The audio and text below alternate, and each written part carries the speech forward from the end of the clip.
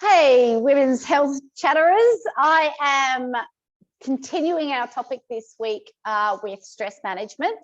And I want to talk a little bit about rest and meditation. And this is, a cliche, but it's true. The higher your lifestyle stress, the lower your exercise stress needs to be. So we're going to talk about resting, breathing, and meditation. The resting breathing is really for those of you that can't meditate, but there are fabulous apps you can get on your phone that I'll put a link in our comments for you that will help you meditate. And the fact is, if you can get your stress under control, everything else gets better. Your heart health, your brain health, your ability to function, your immunity. So I can't stress enough how important stress management is. So we've talked about how stress response is different to women than it is in men. And it doesn't matter if that stress is emotional, if it's mental, if it's physical. Our heart rates will elevate when we're under stress. So if you're feeling guilty about exercising when you're like going through a stressful time, think about it this way. As a woman, if you're going through a stressful time, your heart rate's already up. You've already done your exercise, and what you need to do is down train. So like in any stressful period, moving house or just day-to-day being a mum, the down training is really needed to balance out the up training. And you may not count looking after children as stress, and you may not count it as activity, but it is. There's plenty of movement.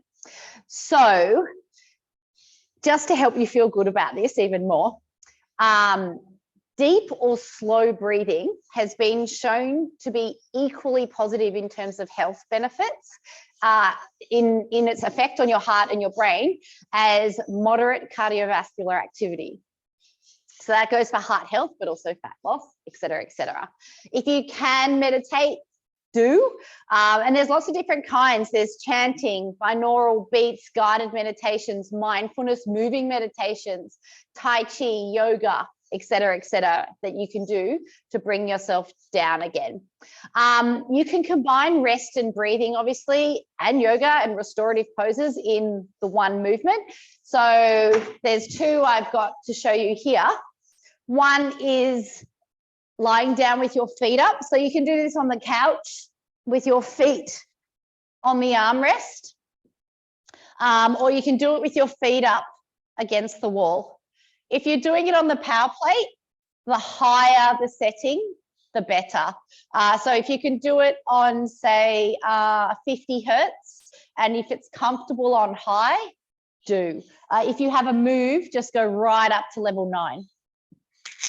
The second yoga pose is this one, child's pose. Knees apart, head down, just letting gravity do its thing.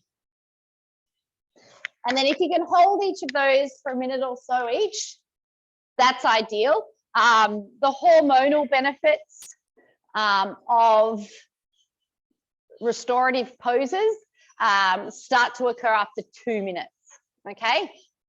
Now, in each of those positions, we can add some deep breathing or slow breathing techniques. So, for example, a very popular breathing technique for slow breathing is the long exhale.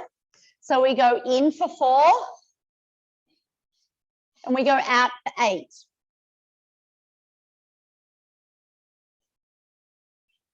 In for 4, out for 8.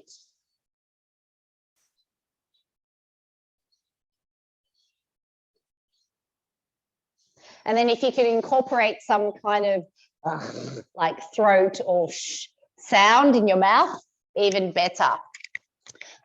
In this position, say we can do our box breathing. So we go in for 4, hold for 4, out for 4, hold for 4, in for 4, hold for 4, out for 4, hold for 4. So both of those techniques will be as good for your brain, your body, your heart, your fitness as actual exercise. So spend the rest of your downtime, if you've skipped a session for this, reading a book, walking the dogs, painting, doing something you enjoy that fills your cup. Okay? And no more mama guilt. I'll see you next week.